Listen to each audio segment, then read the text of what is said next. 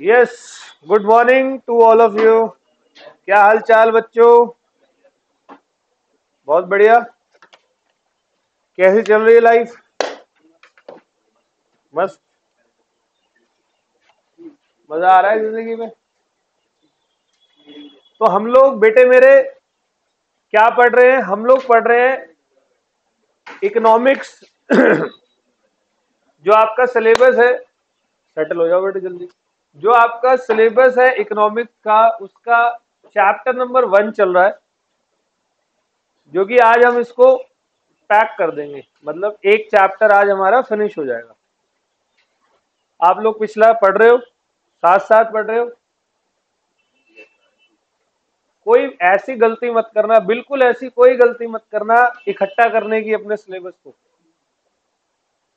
कई बच्चे क्या करते हैं, इकट्ठा करते हैं कि जी संडे को पढ़ेंगे। वो कुछ नहीं होता, संडे पंडे मंडे डेली पढ़ना है कंसिस्टेंटली। रोज क्लासेस के अंदर जो होता है आपको लगातार पढ़ना है, साथ साथ पिछला रिवाइज करते हुए चलना है। बर्डन पढ़ने ही नहीं देना भविष्य में, समझ रहे हो? प्लानिंग से पढ़ोगे रिजल्ट आएगा, प्लानिंग से नहीं पढ़ोगे रिजल्ट तब भी आएगा लेकिन उसमें फेल लिखा होगा, है ना? अपने को क्या चाहिए? रिजल्ट चाहिए, वो भी पॉजिटिव वाला। तो लगातार पढ़ना है। मैं आपको पहली क्लास से रेगुलरली एक बात बोल रहा हूं, ऐसी कोई गलती मत करना कि आपको अपना सिलेबस स्टॉक में रखना पड़े। स्टॉक में रखने की आवश्यकता नहीं है, रोज पढ़ना है। तो धीरे धीरे क्या होगा, आपका सिलेबस बढ़ता जाएगा। तो वैसे ही आपको अपने नंबर ऑफ आवर्स भी बढ़ाने हैं घर पर। और जब बार बार रिवाइज करोगे तो रिवीजन टाइम रिड्यूस हो जाएगा आपका, तो कॉम्पनसेट मिल जाएगा। थोड़ा सिलेबस बढ़ेगा तो थोड़ा रिवीजन टाइम रिड्यूस भी हो जाएगा, तो बराबरी पे आ जाओगे। All well.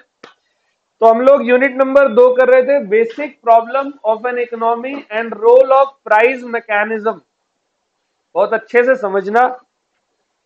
सबसे पहले इकोनॉमी की 4 बेसिक प्रॉब्लम थी, क्या सभी को याद है? What to produce, how to produce, for whom to produce, and what provision are to be made for economic. तो हमने चारों की बात करी, व्हाट, हाउ, फॉर whom और what provision should be made for economic growth. फिर मैंने आपसे बात करी हमारे पास कितनी इकोनॉमी होती है? 3 इकोनॉमी, कैपिटलिस्टिक, सोशलिस्टिक और मिक्स इकोनॉमी। अपने देश को आगे ले जाने के लिए, ये देखो इन्होंने एरो भी ऐसा ही दिया, आगे ले जाने वाला। हमें 3 इकोनॉमी के ऑप्शंस मिले थे। तो हमारी जो भारत है, इंडिया है, वो कौन सी इकोनॉमी फॉलो करती है? United states of America, Germany, France, England, Hong Kong, south Korea, ये सब कौन सी इकोनॉमी फॉलो करती है? और चाइना, चाइना फॉलो करती है सोशलिस्टिक इकोनॉमी। हमने इन तीनों इकोनॉमी की बात की थी, बट पढ़ा अभी सिर्फ कैपिटलिस्टिक है, वो भी पूरा नहीं पढ़ा अभी। तो कैपिटलिस्टिक से मैंने शुरुआत करी। मैंने कहा इस ग्लोबल, मॉडर्न ग्लोबल इकोनॉमी का सबसे प्रीडोमिनेंट इकोनॉमिक सिस्टम कौन सा है? Capitalistic economy. मैंने आपको बताया था ये एक जादू है। कैपिटलिस्टिक इकोनॉमी एक तरीके का मिरेकल है कि कैसे किसी, अपने सर पर कोई नहीं बैठा है और फिर भी वो कंट्री जो है वो रन कर रही है। कैपिटलिस्टिक इकोनॉमी में क्या होता है, सबको अपनी पावर दी गई है कि भाई आप लोग अपने हिसाब से अपने बिजनेस को करो, मतलब सब कुछ प्राइवेट लोगों को दे रखा है। कैपिटलिस्टिक यही है। और बिल्कुल समझ में नहीं आया कि किस तरीके से ये मिरेकली जो है ये पूरी की पूरी कैपिटलिस्टिक इकोनॉमी चलती है। और मैंने बोला ना, ये प्री डोमिनेंट इकोनॉमिक सिस्टम है। और बिल्कुल सीधी सी बात, कैपिटलिस्टिक इकोनॉमी बात करती है प्रॉफिट की ओनली, सोशलिस्टिक प्रॉफिट की बात। और मिक्स इकोनॉमी थोड़ा प्रॉफिट थोड़ा सोशल। जो कि भारत है। ऑल वेल, तो ये हमने बात करी। अब इकोनॉमी को आप फ्री मार्केट इकोनॉमी या कैपिटलिस्टिक इकोनॉमी या लेसिस फेयर, याद है ये शब्द आपके पेपर में आने वाले शब्द है, लेसिस फेयर इकोनॉमी। ठीक है, चैप्टर खत्म होते ही हम नेक्स्ट चैप्टर नहीं करेंगे, हमारा पहला काम क्या है, पहले क्वेश्चंस करेंगे। ठीक है, तो आज से आपके होमवर्क भी आपको मिला करेंगे। ओके, तो सबसे पहला क्या है, right to private property, right to private property. दूसरा क्या है, फ्रीडम ऑफ एंटरप्राइजेस, पढ़ लिया था। फ्रीडम ऑफ इकोनॉमिक चॉइस पढ़ा, और काम इनका सिर्फ प्रॉफिट मोटिव का होता है। कंज्यूमर की सवर्गेनिटी पे काम करते हैं, मतलब यहां पर कंज्यूमर किंग है। कंज्यूमर जो डिमांड करेगा, कैपिटलिस्टिक इकोनॉमी में प्रोडक्शन उसी चीज का होता है। कंज्यूमर कपड़ों की ज्यादा डिमांड कर रहा है तो कपड़े ज्यादा प्रोड्यूस किए जाएंगे, वो कार की ज्यादा डिमांड कर रहा है तो कार ज्यादा प्रोड्यूस की जाएगी। ऑल वेल, डिमांड ज्यादा होती है तो उसका प्राइस बढ़ जाता है, तो प्रोड्यूसर को प्राइस बढ़ने से प्रॉफिट बढ़ जाता है। ये सारी चीजें हमने पिछली क्लास में डिस्कस कर ली थी। कंपटीशन, देखो प्राइवेट सेक्टर है तो कंपटीशन अच्छा होता है। अच्छा, कंपटीशन अच्छा होगा तो कंज्यूमर को क्वालिटी क्या मिलेगी, बहुत अच्छी मिलेगी। अगर कंपटीशन नहीं होता तो कंज्यूमर को क्वालिटी नहीं मिलती। किसी भी फील्ड में लगा लो, नंबर ऑफ हॉस्पिटल ज्यादा है तो भाई कंज्यूमर की केयर किया जाएगी पेशेंट की, नहीं तो वो दूसरे हॉस्पिटल में चला जाएगा। नंबर ऑफ कोचिंग सेंटर ज्यादा है तो बच्चों को बहुत अच्छे तरीके से सर्व किया जाएगा। नंबर ऑफ स्कूल ज्यादा है तो स्टूडेंट को बहुत अच्छे से सर्व किया जाएगा। नंबर ऑफ रेस्टोरेंट ज्यादा है तो खाना ज्यादा अच्छे से करेंगे। तो कंपटीशन बहुत इंपॉर्टेंट है, और गवर्नमेंट इंटरवेंशन यहां पर नहीं होता। मतलब कि प्योरली कैपिटलिस्टिक इकोनॉमी कोई भी सेंट्रली प्लान्ड इकोनॉमी नहीं होती है। ऑल वेल, फिर हमने बात करी कैसे कैपिटलिस्टिक इकोनॉमी सॉल्व करते हैं अपनी इकोनॉमिक प्रॉब्लम को। तो वो सबसे पहले डिसाइड करते हैं क्या प्रोड्यूस करना है, फिर डिसाइड करते हैं कैसे प्रोड्यूस करना है, फिर डिसाइड करते हैं किसके लिए प्रोड्यूस करना है, और कंजम्पशन, सेविंग एंड इन्वेस्टमेंट के प्रोविजंस बनाते हैं। ऑल वेल है, तो जी यहां तक हमने शायद पढ़ाई की थी। अभी मेरिट्स हमारे नहीं हुए थे ना, तो जी आज की क्लास हमारी शुरू हो गई। कैपिटलिस्टिक इकोनॉमी के मेरिट्स क्या क्या होते हैं, जरा इसके बारे में हम लोग चर्चा करेंगे। कहता है capitalism is self regulating and work automatically through price mechanism. There is no need of incurring cost for collecting and processing of information and for formulating, implementing and monitoring। कुछ नहीं करना, सीधा कंज्यूमर जो मांग रहा है वो बनाने लग जाओ। क्या करने लग जाओ, कंज्यूमर जो डिमांड कर रहा है उसका प्रोडक्शन करने लग जाओ। कंज्यूमर की डिमांड बढ़ेगी,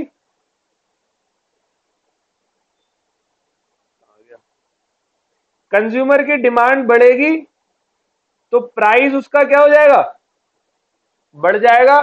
और डिमांड बढ़ रही है, प्राइस बढ़ा है, तो डिफरेंस क्या होता है, प्रॉफिट क्या हो जाएगा, इंक्रीज हो जाएगा। ये मेरिट है capitalistic economy. All well, the existence of private property and the driving force of profit motive result in greater efficiency and incentive to work. अब जैसे सरकारी ऑफिसेज होते हैं, जो इंडिया है हमारा, वो बहुत ज्यादा डेवलप क्यों नहीं कर पा रहा था, हालांकि अभी थोड़ी गति पकड़ी है, रफ्तार पकड़ी है। देखो, इंडिपेंडेंस के बाद आप सभी ने पढ़ा हो on the eve of independence, 12th class में पढ़ा था। आफ्टर इंडिपेंडेंस पढ़ा था, फिर आपने एलपीजी पढ़ा होगा 91 वाला। देखो, तीनों ही सेक्टर, तीनों ही यूनिट के अंदर, जो आपका चैप्टर 1 के 3 यूनिट 12th क्लास में थे इकोनॉमिक्स में, सेकंड बुक में, तीनों में कुछ इस तरीके से बताया हुआ है। On the eve of independence India की बहुत बुरी हालत थी। फिर जब इंडिया जो है थोड़ा सा आगे बढ़ा तो सारे के सारे सेक्टर कौन से सेक्टर हो गए, public sector, not private, public sector. मतलब गवर्नमेंट का कंट्रोल था ऑलमोस्ट सब जगहों पर। तो गवर्नमेंट का कंट्रोल था, तो गवर्नमेंट के एम्प्लॉइज वहां पर बैठते थे। Government means what? Government means कोई भगवान थोड़ी है, कोई जादू से थोड़ी चल रहा है। तो सरकार ने वहां पर अपने एम्प्लॉइज को बिठा रखा था। अब वो एम्प्लॉय की तनख्वाह 1 तारीख को उनके बैंक अकाउंट में पहुंच जाती थी। उनको देखने के लिए कोई ऊपर माई बाप, क्योंकि जो देखने के लिए था वो खुद चोर था, तो नीचे वाले को क्या देखेगा? वो आराम से सुबह 10 बजे का ऑफिस है, शाम 5 बजे, मैंने खुद देखा है और बहुत जगहों पर देखा है। 10 बजे का ऑफिस है, आराम से 12 बजे जा रहे हैं राजा बाबू की तरह, पहले चाय पी रहे हैं, फिर चाय पर चर्चा कर रहे हैं। प्राइम मिनिस्टर ने उनसे ही सीखा है। देख रहे हैं चाय कैसी है, बढ़िया है। इतने में लंच हो जाता था 1 बजे, फिर वो लंच पे जाते थे। 1 से 2 का लंच है, 2:15 तक लंच, आराम से नीचे घूम घाम के फिर आते थे। आप थक गए बहुत, थोड़ी बात बात करते थे, इतने में 3:30 हो जाते थे, फिर चाय का टाइम हो जाता था, फिर वो चाय पीते थे। अब फिर चाय पे चर्चा बनती है। इतने में 5 बज गए, कहता अब काम ही क्या करें, चलो कल सुबह देखेंगे। तो ये सर्कल चलता था। और जब एक काम नहीं कर रहा तो दूसरा, अब जैसे कि सुमित सर बड़ी मेहनत करते हैं, दूसरी फैकल्टीज मेहनत करते हैं, तो हम सब ना एक दूसरे को देखकर, और कभी कभी मन नहीं करता तो भी काम करने का मन करता है। कभी कभी ऐसा भी होता है कि कोई कंसिस्टेंटली क्लासेस होती है, कभी मन में आता है यार आज थोड़ा सा ऑफ ले लेते, लेकिन देखा तो यार दूसरा टीचर तो पढ़ा रहा है, हम कैसे बैठ सकते हैं? हम भी आ जाते हैं फिर लाइन में बिना मन के, और फिर जब पढ़ाने बैठ गए तो फिर सारी चीजें भूल जाते, फिर तो काम पे ध्यान हो जाता है। कुछ आ रहा समझ में? तो रंग बदलने वाली बात है। तो वो गवर्नमेंट एम्प्लॉय रंग बदलते थे। जब एक नहीं कर रहा, जब मैनेजर साला पूरे दिन चाय और लंच कर रहा है, तो उसके नीचे वाले क्या करेंगे? कुछ समझ में आ रहा है? ये हमारे भारत की दशा थी। उस दशा को प्राइम मिनिस्टर ने दिशा दी थोड़ी सी कुछ समय पहले। तो आजकल थोड़ा गवर्नमेंट ऑर्गेनाइजेशन में ठीक ठाक काम हो रहा है, क्योंकि ऊपर देखा जा रहा है। तो आप सर ये कहानी बता क्यों रहे हो? तो ये कहानी इसलिए बता रहा हूं क्योंकि कैपिटलिस्टिक इकोनॉमी में सारी डेवलप्ड कंट्री यूज करती है ना कैपिटलिस्टिक। क्यों करती है? अब देखो, सब कुछ प्राइवेट को दे दिया, तो बताओ प्राइवेट वाला पर्सनली सेल्फ मोटिवेटेड होता है या नहीं होता? बताओ वो क्या करेगा सुबह 10 बजे आके? भाई वो 10 आएगा ही नहीं, वो सुबह 9 बजे आएगा। हमारी क्लासेस देख लो, सुबह 7:30 बजे चल जाती है। 7:30 की क्लास होती है, कभी कभी सुमित सर फोन कर मैसेज डाल देते, बच्चों 7:15 आ जाओ, 15 मिनट पहले ही आ जाओ। क्यों? प्राइवेट है, मोटिवेटेड रहेगा, जितनी मेहनत करेंगे उतना फायदा। ये कैपिटलिस्टिक इकोनॉमी का फायदा आया कुछ समझ में? तो ये मेरिट है, उससे हमारी एफिशिएंसी क्या हो जाती है? बढ़ जाती है। आप खुद ही सोचो, आपको पर्सनल कोई, जैसे इतने सारे बिजनेस पर्सन हैं, वो थकते क्यों नहीं? 18-18 घंटे काम करके, 15-15 घंटे काम करके, क्यों नहीं थकते वो रात को 2-2 बजे, मैं ऐसे लोगों को जानता हूं 1:30 बजे मीटिंग से आ रहे हैं, वो सुबह 5 बजे फिर अपना रूटीन वर्क भी कर रहे हैं उठकर। वो कभी नहीं सोते 8-9 बजे 10 बजे तक, रूटीन वर्क करते हैं। क्यों? वो सेल्फ मोटिवेटेड है, प्राइवेट काम है। ऑल वेल, चलो तो ये हो गया। The existence of private property and driving force of profit motive result in greater efficiency and incentive to work। दो बातें हो गई। तीसरा कहता है the process of economic growth is likely to be faster under this is because the investors try to invest in only those products which are economically। तो investors जो है वो उन्हीं प्रोजेक्ट पर इन्वेस्ट करेंगे ना जिनसे उन इन्वेस्टर को क्या होता है? फायदा होता है। कैपिटलिस्टिक इकोनॉमी में इन्वेस्टर इमोशनल इन्वेस्टमेंट कभी नहीं करता, वो प्रॉफिट के लिए करता है। एक बात बताओ, मेरे को इन्वेस्टमेंट मिल रही है तो मैं अपना काम कैसे करूंगा? और अच्छे से। तो जितनी इन्वेस्टमेंट मैंने की उतनी मेहनत करूंगा और उनको रिटर्न दूंगा इन्वेस्टर्स को, ताकि वो और मेरे पे क्या करे? इन्वेस्ट करे। आ रहा है समझ में? Resources are used in activity in which they are most resources को उन्हीं एक्टिविटी में लगाया जाता है जहां सबसे ज्यादा प्रोडक्टिव चीज हो रही हो। This result in optimum allocation of available productive resources of the economy. All well, there is usually high degree of operative efficiency under the, बहुत ऑपरेटिव एफिशिएंसी। मैंने आपको पूरी कहानी बता दी। देखो सीधी बात है, अगर आप सेल्फ मोटिवेटेड हो ना, कोई आप कितना काम कर लो आपको कम लग रहा होगा, लेकिन आप बिलीव करो, चाहे वो कोई भी हो, जैसे कि मैं हूं, मेरे को फिक्स सैलरी मिलती है, मान लो कि मुझे सर ने बोला फिक्स सैलरी है आपकी, शायद कहीं ना कहीं वो एफिशिएंसी आ ही नहीं पाएगी जो नॉन फिक्स सैलरी में बंदे को आती है, क्योंकि वो वहां पर प्रोडक्टिव हो जाता है, उसकी एफिशिएंसी क्या हो जाती है, बढ़ जाती है। मैं कह तो रहा हूं, एक बिजनेस पर्सन किसी भी दुनिया के किसी भी कोने में लगा लो, एक पर्सनल जब वो अपना काम कर रहा होता है उसकी एफिशिएंसी बहुत मल्टीपल टाइम होती है। मैं प्रॉफिट लॉस की बात नहीं कर रहा भाई, लॉस प्रॉफिट होना इज अ डिफरेंट थिंग, मैं काम के आउटपुट की बात कर रहा हूं। और जब इतनी मेहनत करोगे एक ना एक टाइम आउटपुट भी आपका आएगा। अगला कहता है cost of production is minimise as every producer try to maximize his profit by employing method of production which are, वो cost effective method of production करते हैं जिससे उनका कॉस्ट ऑफ प्रोडक्शन मिनिमाइज हो जाता है, मतलब कम हो जाता है। Capitalistic system offer incentive for efficient economic decision and there, एक बार बताओ, आपको इंसेंटिव्स मिले, अच्छे अच्छे इंसेंटिव मिले, मान लो हमने आपका टेस्ट रखा और टेस्ट में कोई हाई स्कोरर आया और हाई स्कोरर को कोई गिफ्ट दिया गया, तो हाई स्कोरर तो मोटिवेट हुआ ही, उससे पीछे के जो दूसरे बच्चे हैं वो भी मोटिवेट हुए। अब वो अगले टेस्ट के अंदर प्रयास करेंगे कि थोड़ा सा और एफर्ट अपना बढ़ाए ताकि वो स्टेज पे आके सर से, हमसे, मतलब हमारी टीम से वो गिफ्ट ले सके। होगा या नहीं होगा, आप सभी बताएं। तो कैपिटलिस्टिक इकोनॉमी यही करती है, ये इंसेंटिव्स ऑफर करती है एफिशिएंट तरीके से काम करने के, तो मजा आता। जैसे ये सिंपल है, बिजनेस के अंदर भी होते हैं लोग ओवर टाइम करते हैं, क्यों करते हैं, ओवर टाइम में डबल पैसे मिलते हैं। जैसे 10 से 6 ऑफिस है, 6 से 9 तक ओवर टाइम करते हैं, पर आवर वैसे 100 रुपए कमाते हैं तो ओवर टाइम में 200 रुपए मिलते हैं, तो बंदा काम करेगा या नहीं करेगा। आगे कह रहा, consumers are benefited at compensation forces producer to bring in large variety of good quality product at reasonable. मैंने देखो, कैपिटलिस्टिक में कंपटीशन तगड़ा होता है, प्राइवेट काम में एफिशिएंसी अच्छी होगी, प्राइवेट वाले को पता है अच्छा प्रोडक्ट नहीं देंगे तो कंज्यूमर दोबारा नहीं आएगा, तो अल्टीमेटली कैपिटलिस्टिक इकोनॉमी में फायदा कंज्यूमर का,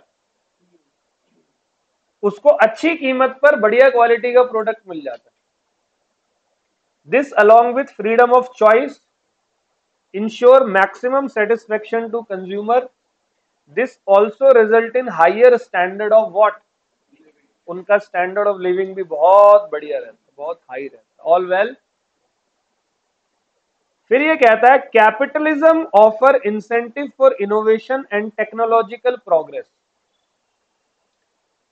अगर कैपिटलिस्टिक इकोनॉमी होगी तो भाई साहब इनोवेशंस बहुत होंगे, क्योंकि फ्रीडम है। अब जिसको फ्रीडम है वो कुछ नया लेकर आएगा। अब सरकारी दफ्तरों में क्या होता है भारत के अंदर, मन भी करता है ना काम करने का तो ना ही करे काम, क्यों, क्योंकि टेक्नोलॉजी उस स्तर की नहीं होती। मैं कह रहा हूं अभी पिछले 10 साल के अंदर काफी कुछ बदलाव हुए हैं सरकारी ऑफिस में, इंडिया में भी। नहीं तो पहले वही आउटडेटेड काम करते थे।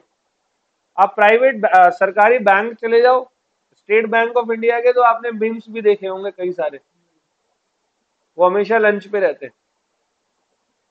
आप पहले चले जाओ किसी बैंक में जाते थे, एक तो बहुत सुस्त सा बंदा बैठा होता था कैश काउंटर पे, बिल्कुल ऐसा जैसे किसी की 13वीं में बैठा हो।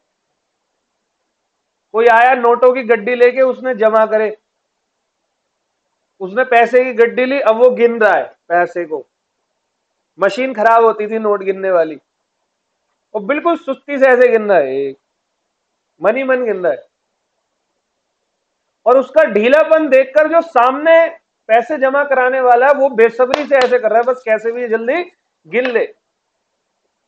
और बंदा काउंटर पे खड़ा है जिसने पैसे जमा करे, वो देख रहा है सामने उसको।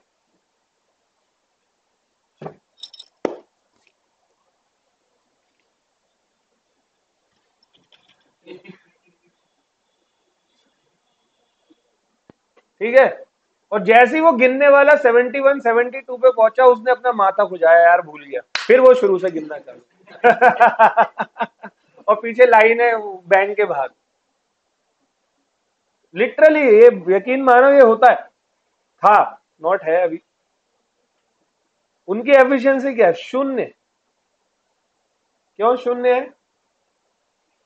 टेक्निकल काम, कोई टेक्नोलॉजी भी नहीं है।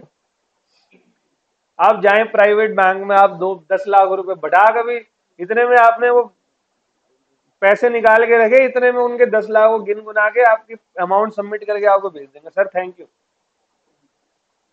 आप भी इंप्रेस हो गए। मेरा HDFC बैंक है कालका जी में। मैं 2 मिनट से ज्यादा आज तक बैंक के अंदर कभी नहीं रुका। मैं जाता हूँ, फटाफट पर्ची देता हूँ, मैडम बैठी होती है, चाहे मेरे आगे 4 लोग क्यों ना हो, वो 2 से 3 मिनट में निपटा देती है सबको। प्राइवेट है ना, इसीलिए। वहीं तुम SBI में जाओ, पहले तो वो गेट खोलने में 20 मिनट लगाता है सिक्योरिटी गार्ड, खुल नहीं रहा, अटक गया है, लंबी लाइन लगाओ पहले, फिर पता चला जब लाइन में सबसे आगे पहुंच गए तो पता चला गलत लाइन में थे। अब दूसरी जगह लंबी लाइन लगाओ, है ना, ये सिस्टम था। ओके, नेक्स्ट पॉइंट कह रहा है, capitalism preserve fundamental rights such as right to freedom and right to private. Sir right to freedom है, राइट टू प्राइवेट प्रॉपर्टी है। Therefore, the participant enjoy maximum amount of autonomy and freedom. Capitalism rewards men of initiative and enterprise and punish the imprudent and inefficient. तो private sectors में जो inefficient लोग होते हैं उनको बाहर कर दिया जाता है, और एफिशिएंट लोगों को, देखो गवर्नमेंट बैंक में ऐसे लोग होंगे 60 की उम्र के, 57 58 सड़े गले से लोग। आप जाओ एक्सिस बैंक, HDFC बैंक में, बिल्कुल युवा, 27 28 32 34 35, लास्ट टू लास्ट 40, इतनी एज के बंदे होंगे काम करने वाले। बताओ इनका एंथुसियाज्म क्या होगा, इनकी एफिशिएंसी क्या होगी? आ रहा है कुछ समझ? Capitalism usually function in a democratic framework. Democratic मतलब लोकतंत्र, जहां पब्लिक की जय हो, तो कैपिटलिस्टिक इकोनॉमी वैसे काम करती है। And the capitalistic setup encourage enterprise and risk taking and emergence of an entrepreneur class willing to take all well.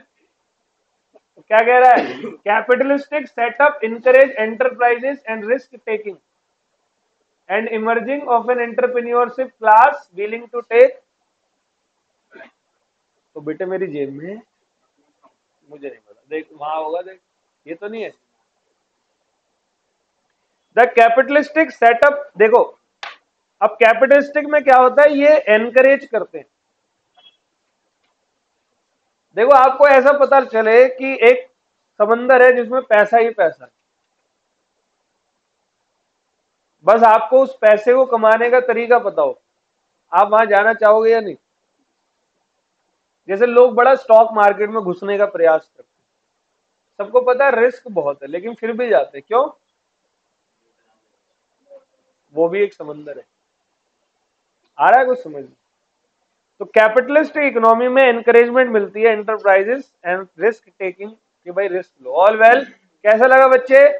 अब देखो बहुत सारी अच्छी बातें कर ली इसकी, अब कुछ बुरी बातें भी करते हैं इसकी। देखो जिसके प्रॉस होंगे उनके कॉन्स भी होंगे, मतलब जिसके फेवरेबल बात करेंगे उनके नेगेटिव बात भी होगी।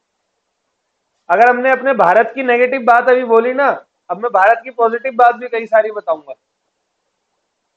कैपिटलिस्टिक इकोनॉमी के डीमेरिट, तो चलो जी डीमेरिट्स में बात करते हैं। सबसे पहला डीमेरिट, डीमेरिट क्या होता है? डिसएडवांटेज। सबसे पहली डिसएडवांटेज होती है इसकी, कहां चला गया, there is vast economic inequality and social injustice under. भाई साहब सब कुछ अगर प्राइवेट को दे दिया तो सोशल इनजस्टिस भी बहुत होता है। हमारे भारत में बहुत सारी चीजें, खासकर मेन रिसोर्सेज जो है वो सरकार के अंडर में, तो शुक्र मनाओ कि थोड़ा सस्ता मिल जाता है, नहीं तो अगर ये सब कुछ प्राइवेट हो गया तो वो लोग सब उड़ा देंगे। आ रहा है कुछ समझ में? अब ऐसी कैपिटलिस्टिक इकोनॉमी डेवलप्ड कंट्री में सब कुछ प्राइवेट है, तो बताओ ये सोशल इनजस्टिस करेंगे या नहीं? वो प्राइस को हाई रखेंगे। अब आम आदमी कैसे खरीदेगा? ये जिन कंट्रीज की मैं बात कर रहा हूं ना, वो कंट्रीज दुनिया की सबसे महंगी कंट्रीज में से आती है। अगर वहां इनकम है ना तो वहां के खर्चे भी उतने ही है। वो किसी का भी प्राइस इतना हाई रखते हैं कि क्या ही बताए। कुछ आ रहा है समझ? लेकिन हमारे भारत में ये फायदा है मिक्स इकोनॉमी का। मिक्स इकोनॉमी सोसाइटी को भी देखती है ना, तो देखो चीजें कितनी भी महंगी हो रही है, लेकिन आप ये यकीन मानो चीजें वो वाली महंगी हो रही है जो आपकी नेसेसिटीज नहीं है, जो लग्जरीज है। फोन्स, लैपटॉप, कपड़े, ये सब महंगे हो रहे हैं, लेकिन आज भी आटा चावल ये सब जो है एक सही रेंज पे आपको मिल जाता है। महंगाई इन्फ्लेशन के हिसाब से आटा चावल दाल, खाने पीने की चीजें, सब्जियां, ये सब आज भी आपको सस्ते रेट पे मिल जाता है। कुछ आ रहा है समझ में? लेकिन वहां पर सोशल क्या होता है? इनजस्टिस होता है, इनइक्वालिटीज होती है, जिससे सोसाइटी जो है उसको दिक्कत होती है। And split the society into two classes, namely the haves and have not, showing the needs of social unrest and class conflict. तो दो तरीके की सोसाइटी पैदा होती है, जिसके पास है और जिसके पास। तो ऐसी जगहों पर फिर क्राइम भी बहुत बढ़ते हैं। आपको पता है वेस्ट में वो दिखने दिखने की है, वो फिल्मों के अंदर दूर के ढोल बड़े सुहाने लगते हैं, वहां पर हमारे यहाँ तो ऐसे लूट नहीं होती, बहुत ही कम तरीकों से। वहां तो भाई साहब थोड़े से पैसों के लिए जान से भी मार देते हैं। समझ रहे हो बात को? Under capitalism there is president of property rights over human rights. Human rights से ऊपर प्रॉपर्टी के राइट्स जो है वो चलते हैं, क्योंकि सारी चीज क्या है? Private. Economic inequality lead to wide difference in economic opportunity and perpetuate unfairness in the society. Society के साथ अनफेयरनेस होती है, और कई सारी इकोनॉमिक अपॉर्चुनिटी में डिफरेंसेस होते हैं, इकोनॉमिक इनइक्वालिटी। कुछ लोग तो बहुत आगे बढ़ जाते हैं और कुछ लोग, अब भारत में कम से कम मौका तो दिया जाता है लोगों को। जो भाई आपके यहाँ प्राइवेट स्कूल, हमारे यहाँ तो सरकारी स्कूल भी है, सरकारी अस्पताल भी है। समझ रहे हो? बहुत सारी चीजें यहाँ पर फेवरेबल भी है। The capitalistic system ignore human welfare, क्योंकि वहां तो सबका काम क्या होता है? पैसा पैसा पैसा, प्रॉफिट प्रॉफिट प्रॉफिट। तो ह्यूमन वेलफेयर के नाम पे वहां कुछ नहीं है। आप एक काम करना, कभी समय मिले और मन करे, आप यूएसए का सुसाइडल रेट देखना, आप वहां का डिप्रेशन देखना। यूएसए एक ऐसी कंट्री है जहां पर एक लॉयर और एक साइकाइट्रिस्ट सबसे ज्यादा पैसा कमा रहे हैं। लॉयर क्यों कमा रहा है? एक तो वहां का डाइवोर्स रेट बहुत तगड़ा है, फैमिली के नाम पे बहुत शून्यता है, जीरो है, इमोशन कुछ नहीं है। वो अपनी जिंदगी से ऊब चुके हैं। क्यों ऊब चुके हैं?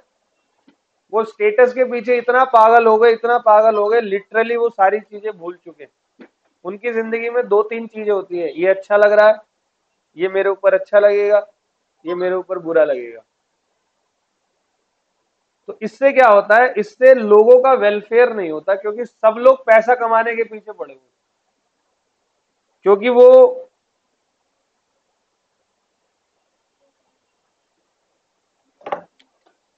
वो जो है ना, वहां पर कैपिटलिस्टिक इकोनॉमी है।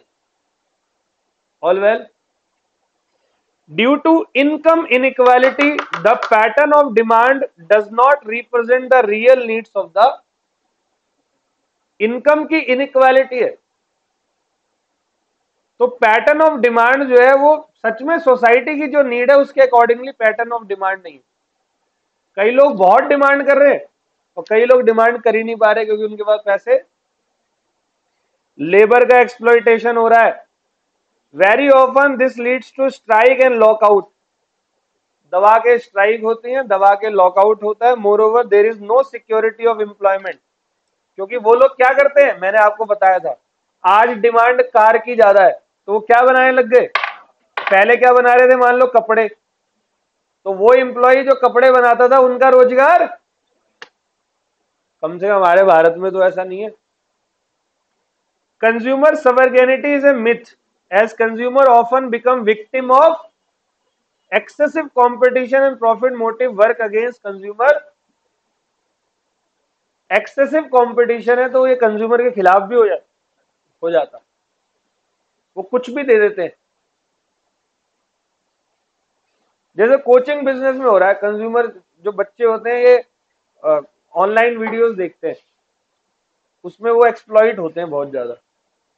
वो लोग क्या करते हैं, एक बढ़िया सी ऐड बना देते हैं, ऐड में कहते हैं जी ये 3,000 4,000 में कोर्स आपका, कई 29 रुपीज में, कई 39 रुपीज में सेल करते हैं। उसमें कहते हैं ये भी ये भी ये भी ये भी ये भी। आप सबने वो खरीदा, बाद में अंदर देखो तो कुछ नहीं होता। अच्छा, वो ये लोग काम क्यों कर रहे हैं, वो एक्सेसिव कंपटीशन बहुत है, तो कंज्यूमर का क्या होता है, इससे नुकसान होता है। There is misallocation of resources as resources will move into the production of luxury goods. Less wage goods will be produced on account of their lower।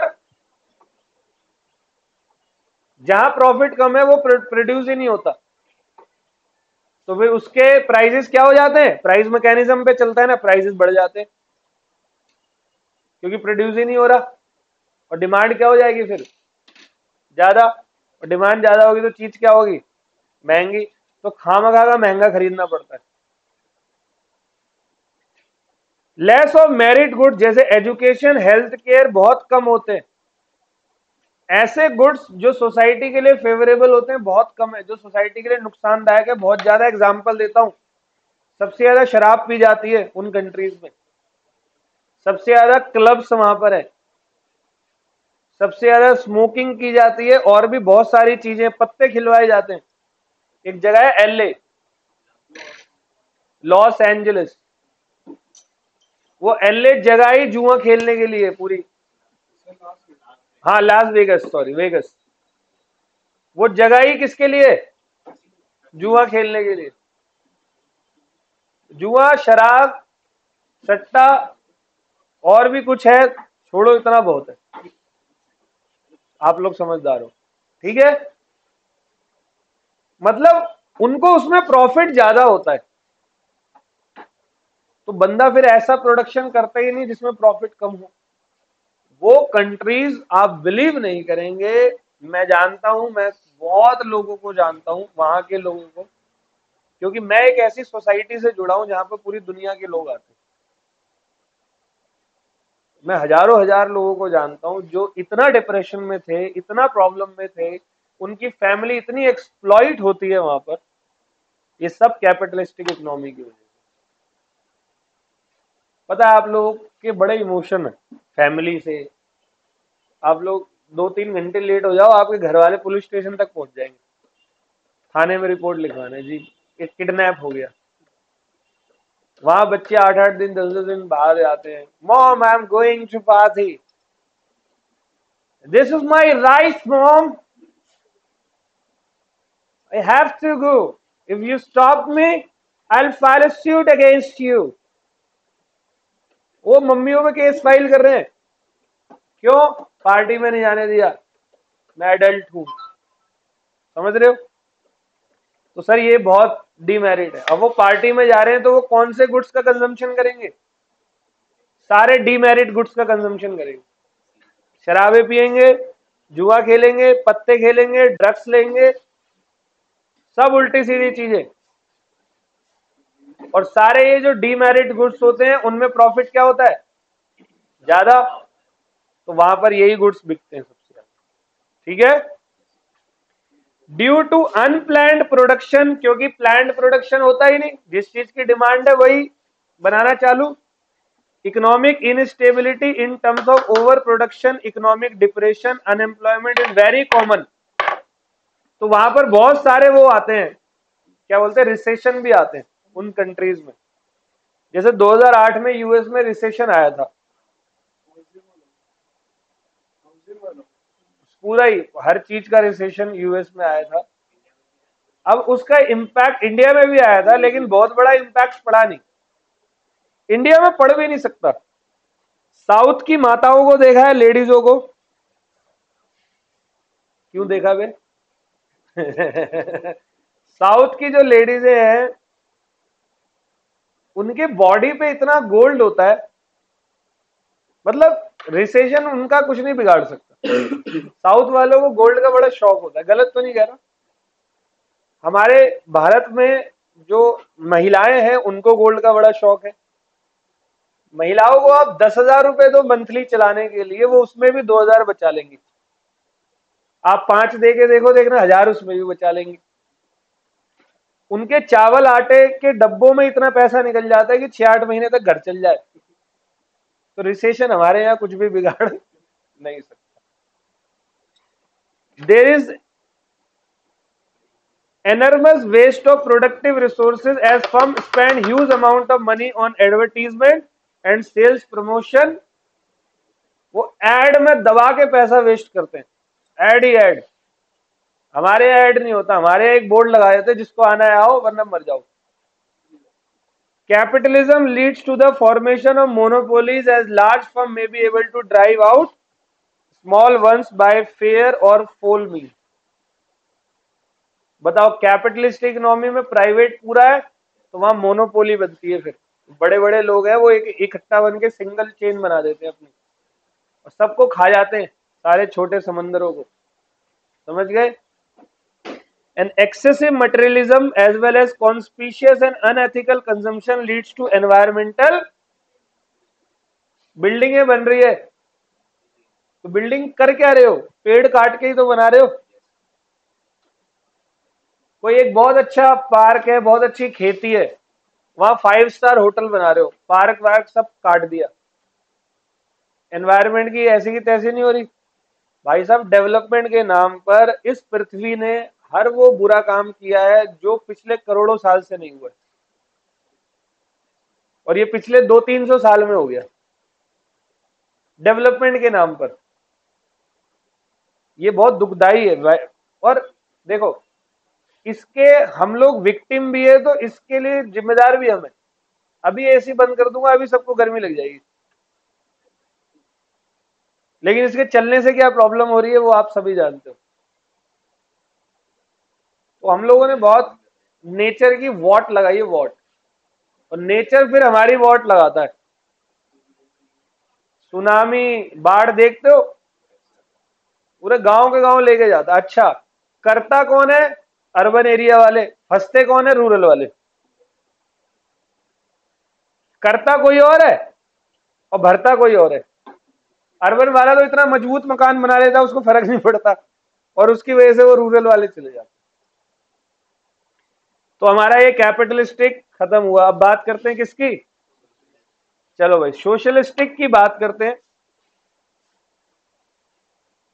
ये जो पूरी की पूरी इकोनॉमी होती है, ये इकोनॉमी में एक तरीके से इस इकोनॉमी को आप कमांड इकोनॉमी कहते हो। क्या कहते हो?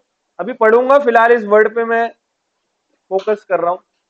सोशलिस्टिक इकोनॉमी को आप कमांड इकोनॉमी कहते हो और सेंट्रली प्लान्ड इकोनॉमी कहते हो। जैसा कि आपने ये देखा कि जब कोविड आया था, आप लोग मजे में अपने घर में मस्त टीवी गेम वेम खेलते थे, लेकिन आपके घर में कोई ना कोई न्यूज जरूर देखता होगा। आपने देखा होगा पूरी दुनिया की वीडियोज आ रही हैं, लेकिन एक कंट्री की वीडियो नहीं आती थी। किसकी? चाइना की। नॉर्थ कोरिया की तो वैसे भी नहीं आएगी, चाइना की। और चाइना से ही कोविड आया था। किसी को नहीं पता चाइना में कितने मरे कितने जिंदा रहे, कुछ नहीं पता। उन्होंने बहुत गंदा डेटा दिया यूएनओ को। कोई नहीं कह सकता कि क्या हुआ चाइना में, क्योंकि वो सेंट्रली कमांड इकोनॉमी। मैं आपको एक एग्जांपल देता हूं। आपने नाम सुना है अली बाबा और 40 चोर? उसकी बात नहीं कर रहा। एक कंपनी है अली बाबा, गूगल पे देखते हैं।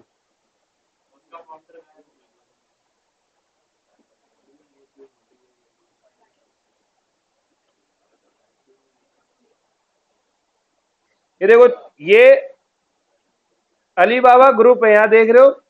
इसका फाउंडर देखो क्या लिखा है, जैक मा। लगभग 2,35,216 एम्प्लॉइज हैं इसके पास, और इसका स्टॉक प्राइस $84 का है। इसके अंडर में बहुत सारी कंपनीज हैं।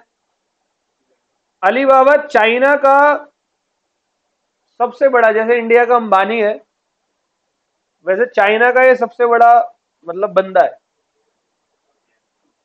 जैक मा, पतला सा है, चीनी शक्ल का, चाइनीज तो चीनी होगा, गिट्ठा सा। इसने ना अपनी गवर्नमेंट के खिलाफ कुछ बोल दिया था कुछ समय पहले। भाई साहब गायब कर दिया था, इसको दिखा नहीं था ये कई महीनों तक। लोगों को तो ये भी लगा मर गया, गवर्नमेंट ने गायब कर दिया इसको। क्यों? क्योंकि वो ऐसी इकोनॉमी के अंदर बोल पड़ा, जो कौन सी इकोनॉमी है, जहां पर सब कुछ कमांड आती है ऊपर से। कुछ आ रहा है समझ में? तो पढ़ते हैं। The concept of socialistic economy was propounded by Karl Marx and Friedrich Engels in their work the communistic manifesto, published in 1848. In this economy, the material means of production, that is factory, capital, mines, are owned by whole community represented by the state. State मतलब government. जो material चीजें होती है वो सब कुछ किसके control में होती है? जैसे माइंस, माइंस मटेरियल है या नहीं है? सारे रिसोर्सेज वहीं से निकलते हैं, सब गवर्नमेंट के कंट्रोल में। All members are entitled to get benefits from the fruits of such socially planned production on the basis of equal rights. सबको इक्वली राइट मिलता है। वो जो फ्रूट्स है ना, जो फल मिलेंगे, वो सबको सब में बटेगा। Socialistic economy is also called command economy, और here the resources are allocated according to command of a centrally planned economy. जो सेंट्रली प्लान्ड इकोनॉमी डिसीजन लेके रिसोर्सेज वैसे बांटे जाएंगे। And therefore market forces have no role in the allocation of. Capitalistic economy में किसका role होता है? Market forces का। सोशलिस्टिक में मार्केट फोर्सेस का role. Under a socialistic economy, production and distribution of goods are aimed at maximise the welfare of community as a, ये वाली line सबसे इंपॉर्टेंट। वहां प्रॉफिट के लिए, कैपिटलिस्टिक इकोनॉमी में किस चीज के लिए काम किया जाता है? प्रॉफिट के लिए। और यहां पर किस चीज के लिए काम किया जाता है?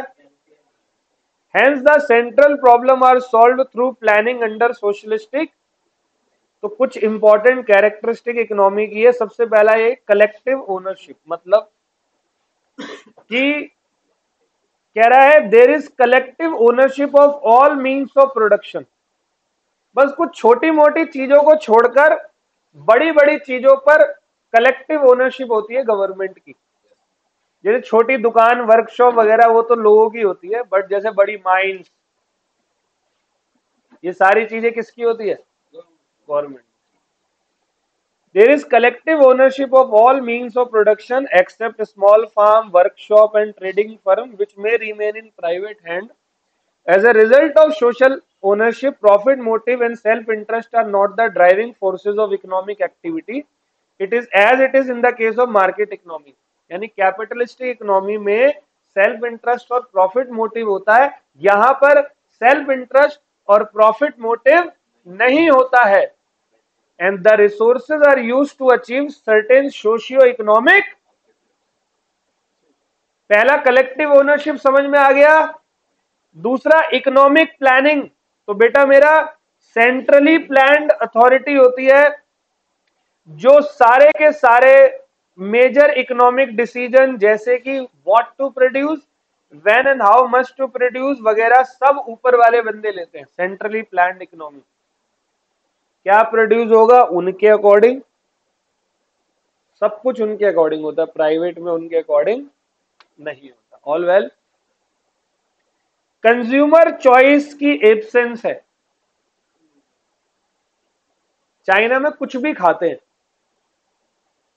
क्योंकि शुरू से ही सेंट्रली प्लान्ड इकोनॉमी रही है. उन्होंने वही खिलाया जो उन्होंने चाहा. No choice of consumer. हमारे इंडिया में चॉइस है या नहीं? विदेशों में भी चॉइस है. वहां चॉइस के नाम पे तो वो रणवीर सिंह बने बैठे. बहुत भारी बात बोली है, समझना बाद में. Freedom from hunger is guaranteed but consumer sovereignty gets restricted by selective production of.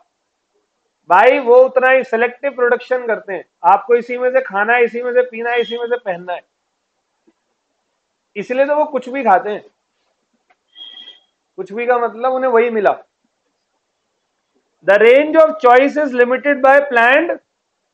However, within that range, an individual is free to choose what he like. कुछ रेंज ऑफ प्रोडक्ट दे दिए, 20 प्रोडक्ट दे दिए, कहता आप 20 में से choose कर लो अपने आप. और कैपिटलिस्टिक में मान लो 100 प्रोडक्ट है, उनको पसंद नहीं है, वो 101वां खुद ही बना देते हैं, या बना नहीं सकते कुछ. ठीक है. आगे है रिलेटिवली इक्वल इनकम डिस्ट्रीब्यूशन. आपका इनकम डिस्ट्रीब्यूशन क्या होता है? इक्वल होता है. इक्वल मतलब एज पर योर कैपेबिलिटी आपको उतने पैसे मिलेंगे. कैपेबिलिटी जिसकी जितनी उसको उतना पैसा. लेकिन कैपिटलिस्टिक में ऐसा नहीं होता. डन. तो a relative equality of income is an important feature of socialism. Among other things, differences in income and wealth are narrowed down by lack of opportunity to accumulate private capital. Educational and other facilities are enjoyed more or less equally. Thus, the basic cause of inequalities are removed. समझ में आ गई बात? Minimum role of price mechanism और market forces. देखो price mechanism क्या होता है, मैंने आपको कैपिटलिस्टिक इकोनॉमी में बोला. कंज्यूमर जिस चीज की डिमांड ज्यादा करेगा, कैपिटलिस्टिक वाले प्रोडक्शन उसी चीज का ज्यादा करेंगे. और जैसे डिमांड बढ़ जाएगी वो प्रोडक्शन ज्यादा करेंगे. डिमांड बढ़ने पर प्राइस क्या हो जाता है? कैपिटलिस्टिक में बढ़ जाता है, उन लोगों का प्रॉफिट बढ़ जाता है. All well. यहां पर ऐसा कुछ नहीं होता.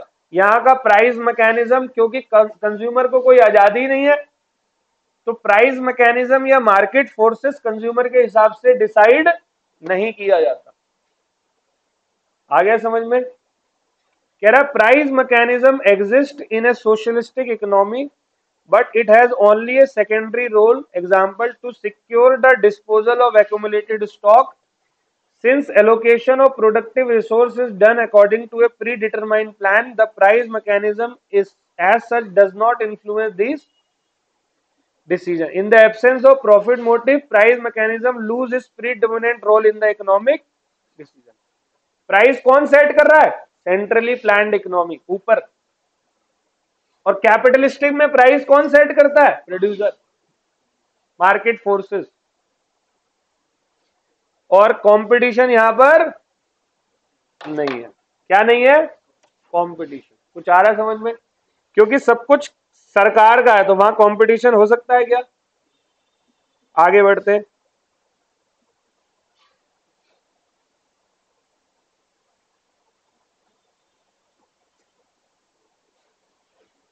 चलो. Since the state is the sole entrepreneur, there is absence of competition under socialism. चलो आगे बढ़ेंगे। द यूएसएसआर, यूएसएसआर क्या होता है? यूनाइटेड सोवियत, सोवियत यूनियन का नाम सुना है? Republic was an example of socialistic economy from 1917 to 1990। Russia में था ये, Soviet. In today's world there is no country which is purely, other example include Vietnam, China and Cuba, North Korea. The world most totalitarian state is another example of, ठीक है। तो इसलिए मैं बार बार किसका example दे रहा था? China, north Korea, Vietnam, all well. हाँ जी। अब मेरिट्स क्या है सोशलिज्म के? बहुत सारे मेरिट्स हैं और बहुत सारे डीमेरिट्स भी हैं, फिर मिक्स पे जाएंगे हम। फटाफट से बता रहा हूं merit. Equal distribution of wealth and income, क्योंकि सबको इक्वल अपॉर्चुनिटी मिली है, पहली बात। Okay. Rapid and balance economy development is possible, क्योंकि सेंट्रली प्लान जो है वो अथॉरिटी होती है। Socialistic economy is a planned economy. In a socialistic economy, there will be better utilization of and it ensure maximum production, क्योंकि planned है पूरा।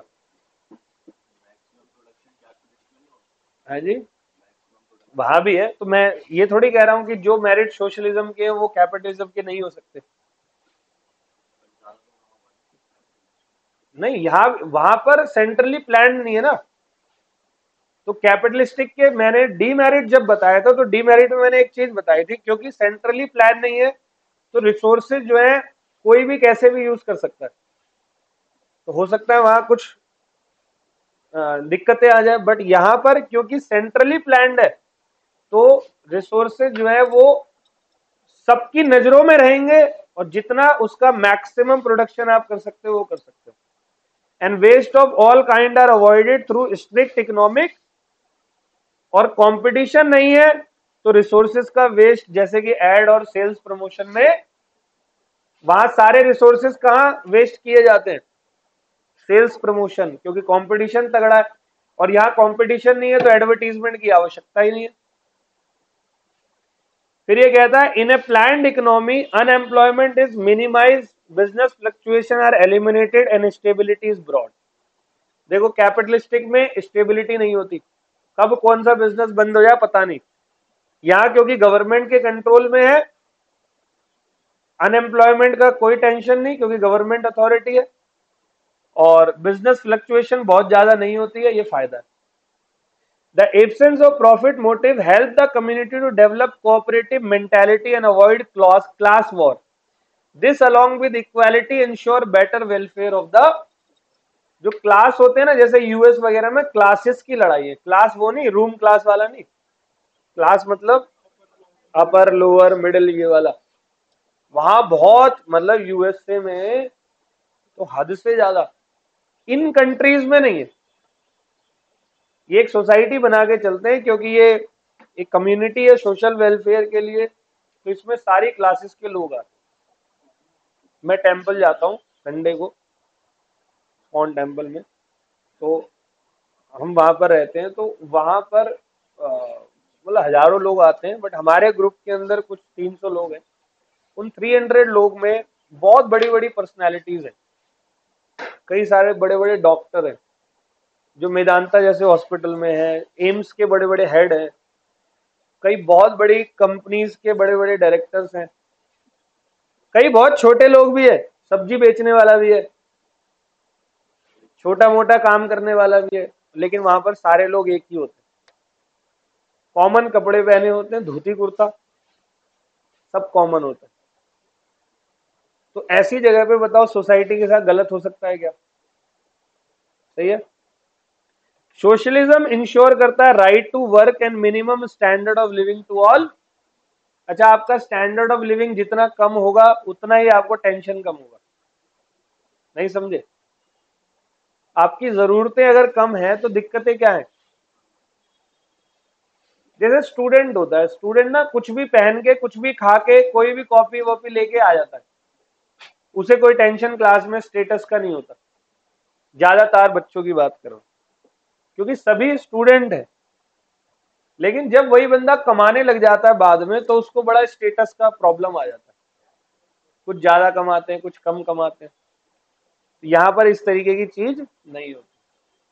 Under socialism the labours and consumer are protected from exploitation by employer and monopolies. तो यहाँ protection मिलती है employees को, इन्हें कोई एक्सप्लॉइट, क्योंकि सोशलिस्टिक है, सोशल मतलब लोगों का वेलफेयर, और एक्सप्लॉइटेशन तो लोगों के वेलफेयर के अगेंस्ट में। तो फायदा क्या है ऐसी इकोनॉमी का जहां पर इनका एक्सप्लॉइटेशन हो रहा हो।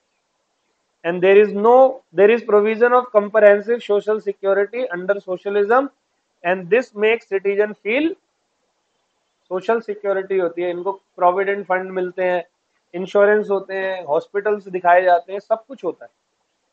ऑल वेल जी। एक काम करते हैं, डीमेरिट की भी बात करते हैं। Socialism involve the predominance of bureaucracy and the resulting inefficiency and delay. एक बार बताओ, आप एक ही काम करोगे, एक ही कंपनी है, एक ही ऑर्गेनाइजेशन है, सबको पता है कि हम ही है और कोई, तो काम कैसे करेंगे? डिले होगा या नहीं होगा? फेवरेटिज्म होगा या नहीं होगा? समझ गए बात को? इससे नहीं, मैं ये कह रहा हूं मैक्सिमम प्रोडक्शन और एफिशिएंसी दोनों में प्रॉब्लम है। प्रयास मैक्सिमम प्रोडक्शन का है, सोच हमारी क्या है? देखो ऊपर यहां पर ये कह रहा है, कौन से पॉइंट में था ये वाला, सोशलिस्टिक प्लान्ड इकोनॉमी है। In a socialistic there will be better utilisation of, it ensure maximum production. क्या है ये? एक सोशल इकोनॉमी है जहां पर यूटिलाइजेशन ऑफ रिसोर्सेज बेटर तरीके से करते हैं, क्योंकि सेंट्रली प्लान्ड होती है, तो उससे हमारा प्रोडक्शन क्या होता है? मैक्सिमम। लेकिन उससे भी ज्यादा प्रोडक्शन हो सकता है, अभी भी यह मैक्सिमम प्रोडक्शन है, लेकिन उससे भी ज्यादा प्रोडक्शन हो सकता है। लेकिन क्योंकि ये सोशलिस्टिक इकोनॉमी है, ये खुद अकेले सेंट्रली प्लान्ड अथॉरिटी होती है, तो ये लोग क्या करते हैं, ये लोग डीले करते हैं, काम को बहुत ढीला करते हैं। करोगे नहीं, देखो एक ही कंपनी है, आप लोग काम कर रहे हो, एक ही कंपनी है, जो भी प्रोडक्शन आप कर रहे हो एक ही आप ही लोग कर रहे हो। आपके पास कंज्यूमर आया, बताओ आप कंज्यूमर के साथ आपका बिहेवियर चेंज होगा या नहीं होगा? हालांकि आपका प्रोडक्शन ज्यादा ही रहेगा, क्योंकि आपकी डिमांड हमेशा रहेगी, क्योंकि आप एक ही हो। लेकिन वहां पर एक तरीके से कंज्यूमर के साथ में थोड़ा बहुत गलत हो सकता है। मोर ओवर देयर में ऑल्सो भी ए करप्शन, रैट टेपिज्म और फेवरेटिज्म। होगा या नहीं होगा? करप्शन दबा के, चाइना में बहुत है, नॉर्थ कोरिया में बहुत है। नॉर्थ कोरिया में खौफ में रहते हैं लोग। जो किम जोंग उंग है, उसका मिनिस्टर है कोई, वो मिनिस्टर एक्सप्लॉइट करता है किसी को, और वो मना कर दे तो उसको बोलते हैं अभी किम जोंग को बताते हैं, और वो ऐसा बंदा है वो कुत्तों के आगे डाल देगा। समझ रहे हो? ये भी बड़ी समस्या है। It restrict the freedom of individual as there is state ownership of material means of production. बेटे ये कह रहा है, socialism involve the predominance of bureaucracy and the resulting inefficiency. Bureaucracy का मतलब होता है जहां पर ब्राइब वगैरह होती है, करप्शन जो होते हैं ना, वो बढ़ते हैं, इसको बोलते हैं ब्यूरोक्रेसी। ठीक है? All well. Socialism takes away the basic right, जैसे राइट ऑफ प्राइवेट। आपने इंडिया, पाकिस्तान और चाइना का चैप्टर पढ़ा था 12th क्लास में, तो वहां चाइना में याद है आपको सारी प्रॉपर्टी किसने ले ली थी? गवर्नमेंट ने। याद नहीं है? यस, तो गवर्नमेंट ने ले ली थी, गवर्नमेंट के कंट्रोल में सारी प्रॉपर्टी थी। मतलब प्राइवेट प्रॉपर्टी पे सारे अधिकार किसके होते हैं? It will not provide necessary incentive to hard work in the form of. अब देखो, सारे लोग थोड़ी सोसाइटी के बारे में सोचेंगे, कई लोग सोचते हैं कि हमारा भी फायदा हो, लेकिन उस कंट्री में उनको भी उतना ही मिलेगा जितना बाकियों को मिलता है। तो सही बताओ, हार्ड वर्क करना छोड़ देंगे, फिर लोग नहीं करेंगे, मोटिवेशन ही नहीं। जैसे भारत की सरकारी ऑफिस हार्ड वर्क नहीं करते, क्यों नहीं करते? मोटिवेशन ही नहीं है। ठीक है। Administered prices are not determined by the forces of market on the basis of negotiation between buyer and, कोई बायर सेलर से पूछ के प्राइसेस नहीं रखते, तो कोई प्रॉपर बेसिस ही नहीं है कॉस्ट कैलकुलेशन का। In the absence of such practice, the most economic and scientific allocation of resource and the efficient functioning of economic system are impossible. एक पूरा सिस्टम बनाना, एडमिनिस्ट्रेटिव सिस्टम बन ही नहीं सकता। आपको यही नहीं पता कितना कॉस्ट है और कितने का बेचोगे। State monopolies created by socialism will sometime become uncontrollable, and this will become more difficult to regulate than the private monopolies under capitalism. क्या कह रहा है? State monopolies created by socialism will sometime become uncontrollable. अब कोई state है, यानी government की जो मोनोपोली है, अब वो फिर कुछ भी करते हैं। जैसे जैक मा को पैक कर दिया अली बाबा ग्रुप के बॉस को, आपको क्या लगता है ठीक बात है? समझ गए? Under socialism the consumer have limited freedom of, लेकिन कैपिटलिस्टिक में कंज्यूमर पे कितनी फ्रीडम होती है? No importance is given to personal efficiency and productivity. Labours को रिवॉर्ड मिलता ही नहीं, फिर वो काम ही नहीं करते, भाड़ में जा। And the last one is the extreme form of socialism is not at all practicable. इतना भी सोशलिज्म बहुत ज्यादा एक्सट्रीम में प्रैक्टिसेबल नहीं होता। ऑल वेल, बचा है हमारा मिक्स इकोनॉमी। एक काम करते हैं, इसको कंप्लीट कर लेते हैं तो चैप्टर हमारा हो जाएगा। कर ले, कोई टेंशन या अगली क्लास में करें? नेक्स्ट में कर लेते हैं, चलो समय भी हो गया। ठीक है।